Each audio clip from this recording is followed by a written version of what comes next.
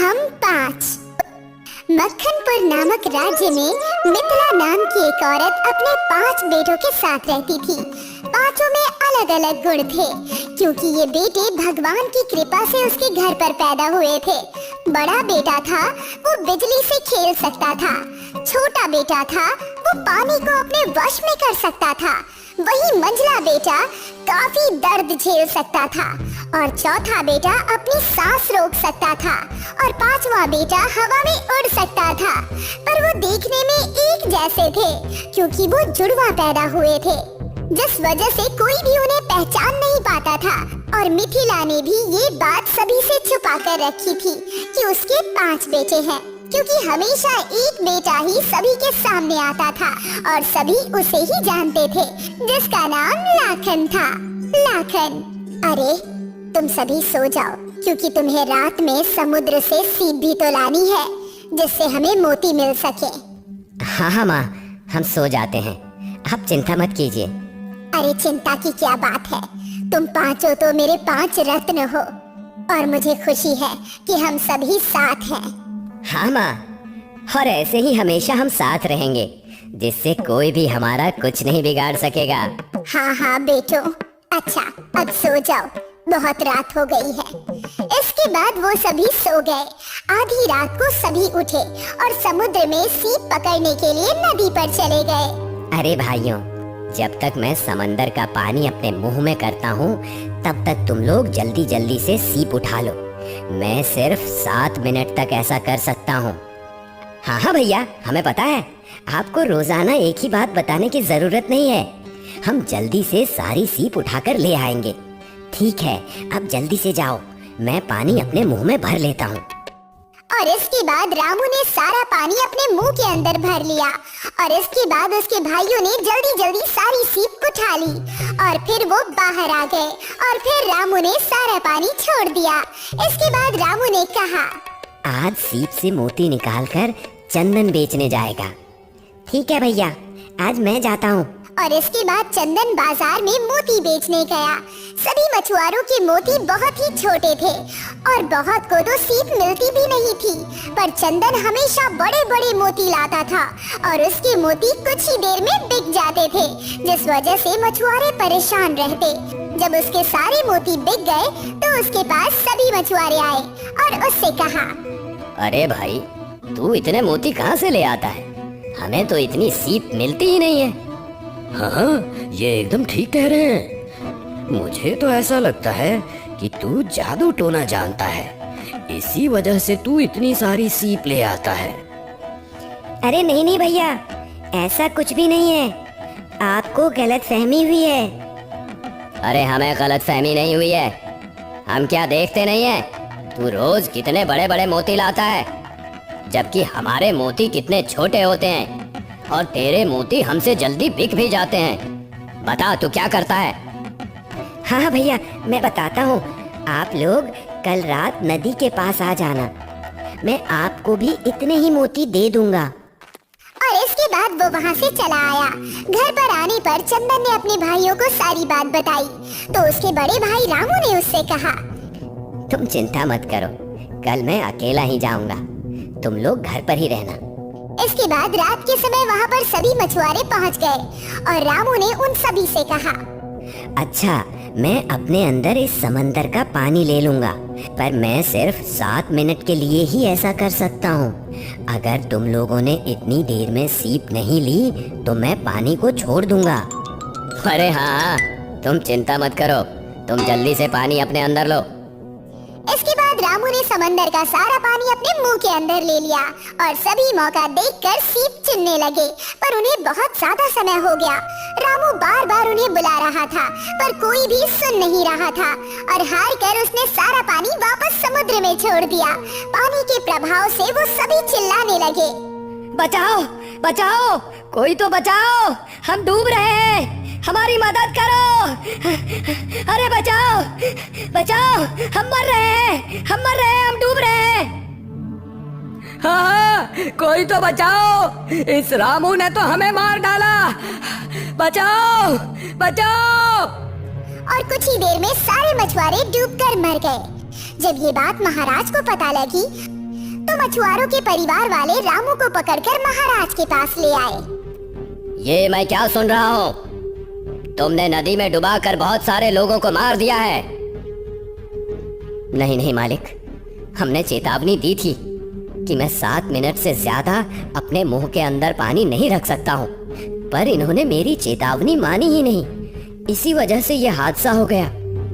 मुझे कुछ नहीं पता है, तुमने लोगों को मारा है और इसकी सजा ये है कि अब तुम्हें भी नदी में डुबा कर मारा जाएगा। तुम्हारी कोई आखिरी इच्छा है तो तुम हमें बताओ, हम वो जरूर पूरी करेंगे।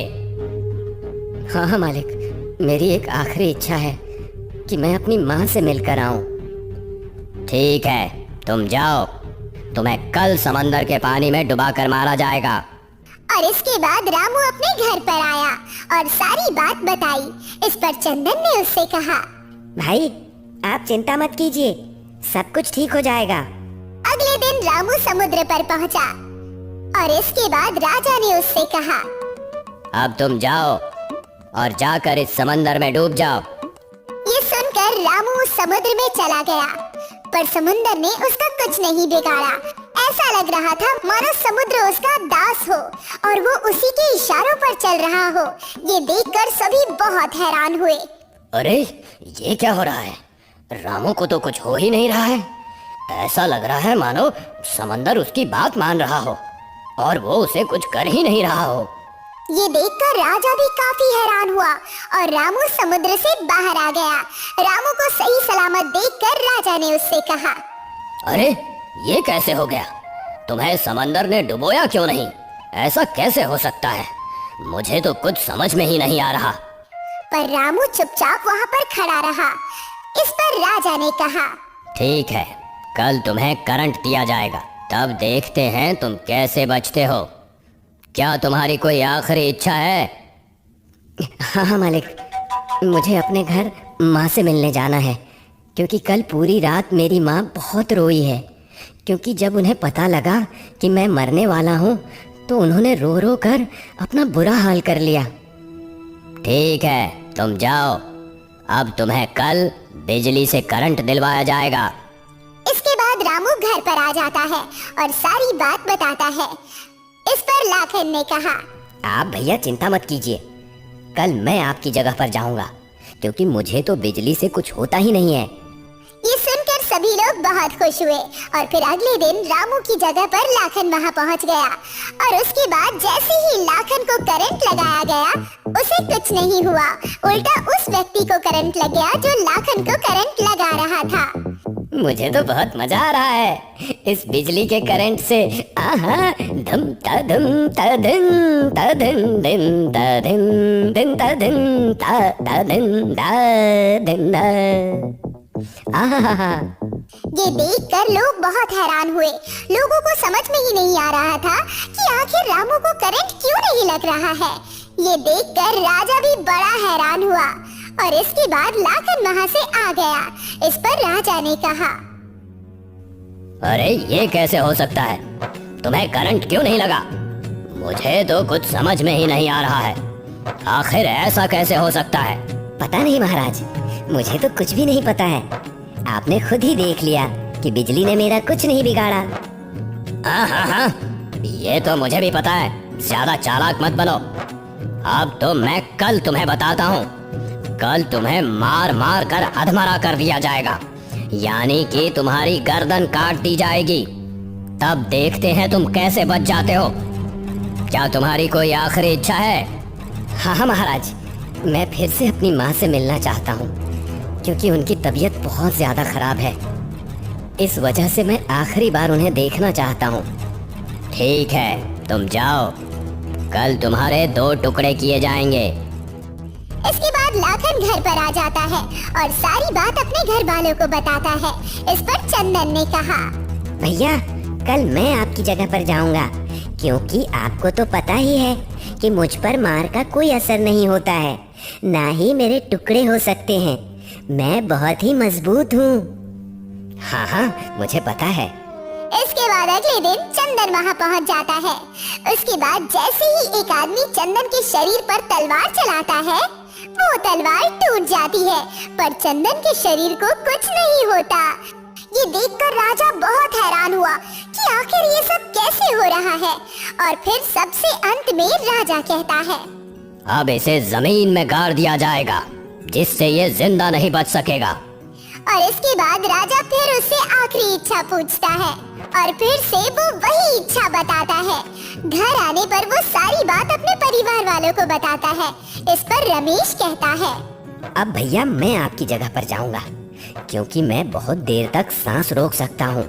इसके बाद रमेश वहाँ पहुँच जाता है और उसे जमीन में गाड़ दिया जाता है। इसके बाद सभी वहाँ से चले आते हैं। जब रात होती है तो मिथिला अपने चारों लड़कों को लेकर वहाँ जाती है और जमीन खोदकर रमेश को बाहर निकाल लेती है और उनसे कहती है, अब हम ये गांव छोड़कर चले जाएंगे, हम दूसरे गांव में जाकर रहेंगे। इसके बाद पांचवा बेटा उन पांचों को एक बड़ी सी पोटली में रखता है और अपने कंधे पर बिठाकर उन्हें उड़ा ले जाता है और वो लोग गांव छोड़कर चले जाते हैं। लालची चूड़ी वाली। रवि जंगलों में लाख इकट्ठा करता था। वैसे लाख पेड़ों से जमा किया जाता है, पर लाख को लाख के कीड़े बनाते हैं जो पेड़ों से चिपके होते हैं। रवि ऐसे ही पेड़ ढूंढता था जिस पे लाख के कीड़े लगे होते थे। रवि उस पेड़ के तने में छेद कर वहाँ बाल्टी लगा दिया करता था।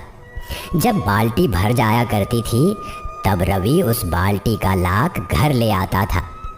ये लो दीपा, आज इतना ही लाख मिला है। कोई बात नहीं, आजकल लाख भी कम मिल रहा है और लाख की चूड़ियाँ भी कम बिक रही है। पता नहीं आगे क्या होगा। इतनी परेशान मत हो दीपा, तुम तो एक कलाकार हो जो लाख से बहुत सुंदर सुंदर चूड़ियाँ बनाती है। आज न कल तुम्हारी कला को कदरदान जरूर मिलेंगे। लेकिन अब घर चलाना मुश्किल हो गया है, हमें कोई और काम कर लेना चाहिए। थोड़ा सब्र रखो, सब कुछ ठीक होगा दीपा। दीपा मायूस थी, उसे अपनी कला पर विश्वास नहीं था। पर रवि जानता था कि लाख से चूड़ियाँ बनाने की कला अब विलुप्त हो गई है। आज ना कल दीपा को सफलता जरूर मिलेगी। एक दिन की बात है, दीपा अपने घर के बाहर लाख से चूड़ियाँ बना रही थी। तभी एक विदेशी टूरिस्ट उसके पास आई। What is this? ये क्या है? ये चूड़ी है, इसे हाथ में पहनते हैं ऐसे। I know, but this is different. अलग। हाँ, ये लाख से बनी है, हाथ से बनाती हूँ इन्हें। Can I shoot? विदेशी लड़की ने कैमरा निकाल लिया और वीडियो शूट करने लगी। विदेशी लड़की का ये वीडियो बहुत वायरल हुआ, इतना कि एक न्यूज़ रिपोर्टर भी दीपा का इंटरव्यू लेने पहुंच गई। आपको कैसा लग रहा है? आपकी ये कला आज विदेशों में देखी जा रही है। अच्छा तो बहुत लग रहा है, पर लोगों के देखने से हमारा पेट नहीं भरेगा। क्या मतलब?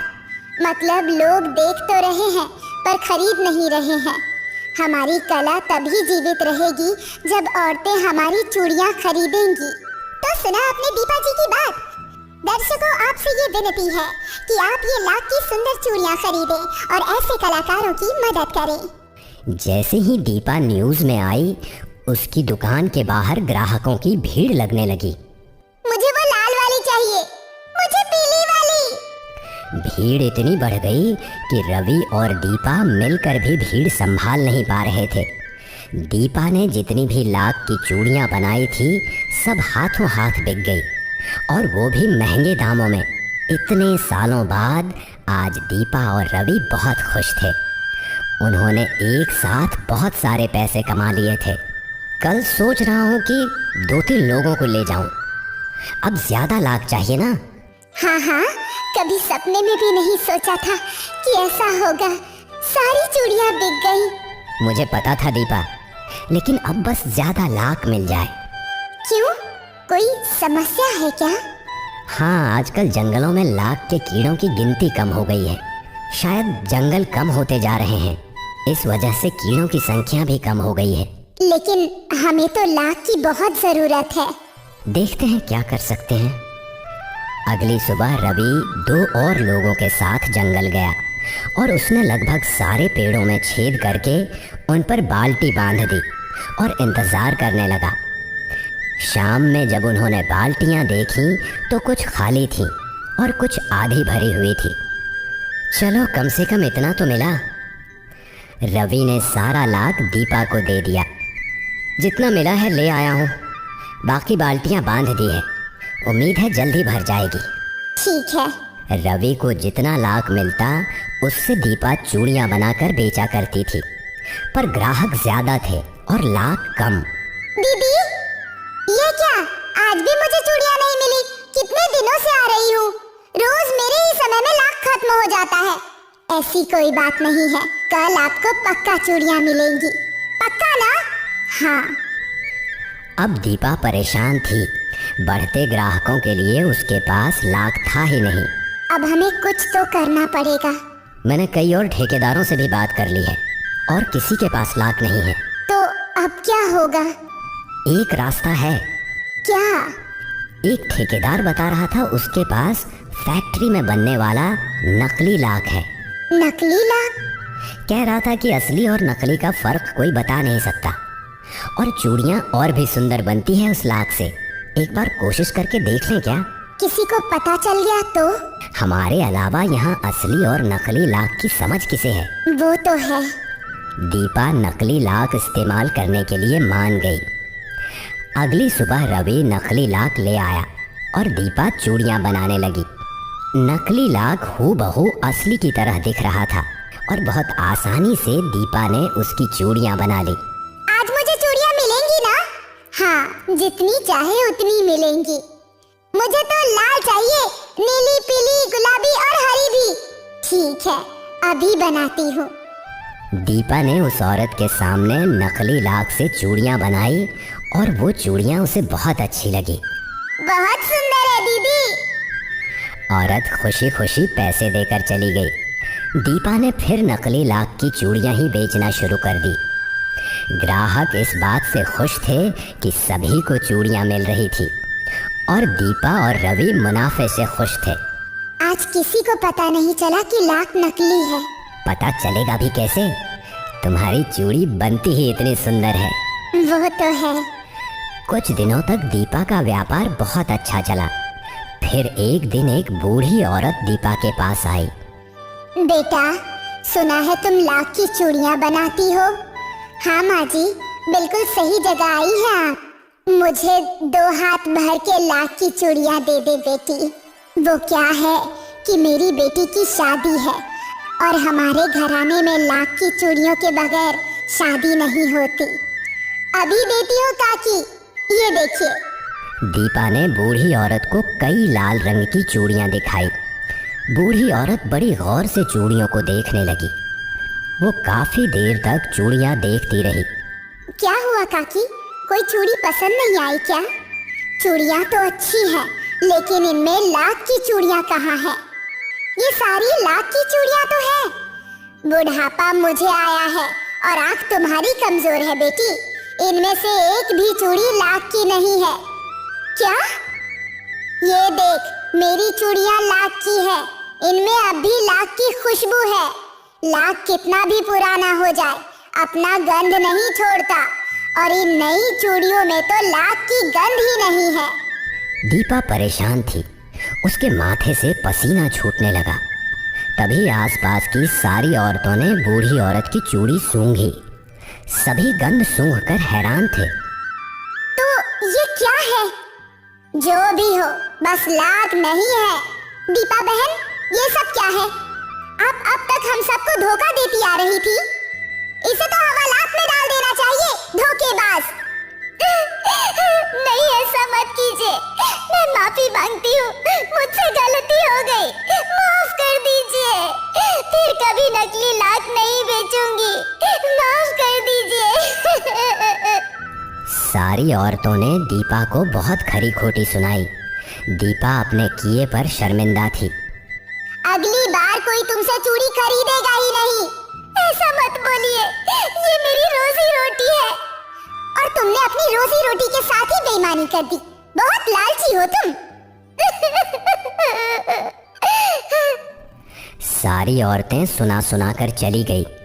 दीपा नकली लाख की चूड़ियाँ बेचती है, ये बात गांव में फैल गई और उसी दिन से लोगों ने दीपा के पास आना बंद कर दिया। कोई दीपा की चूड़ियाँ नहीं खरीद रहा था। दीपा रोते रोते बेहोश हो गई। दीपा को होश आया तो रवि के साथ बिस्तर पर थी। वो रोते रोते उठी। क्या हुआ? हमें नकली लाख की चूड़ियां नहीं बेचनी चाहिए थी। हमने कब नकली लाख की चूड़ियां बेची? दीपा ने रवि को सब कुछ बताया तो रवि जोर जोर से हंसने लगा। अरे बुद्धू, तूने सपना देखा है। हम तो अभी भी असली लाख जमा करके ही चूड़ियां बनाते हैं। अभी कल ही तुम टीवी पर आई थी। कल मैं और आदमियों को जंगल ले जाऊंगा लाख जमा करने। क्या? इस सच जैसे सपने ने दीपा को बहुत बड़ी सीख दी थी कि लालच में आकर उसे कभी गलत रास्ते नहीं चुनने हैं। दीपा ने भगवान का धन्यवाद किया कि जो भी उसने देखा वो महज एक सपना था, एक बुरा सपना।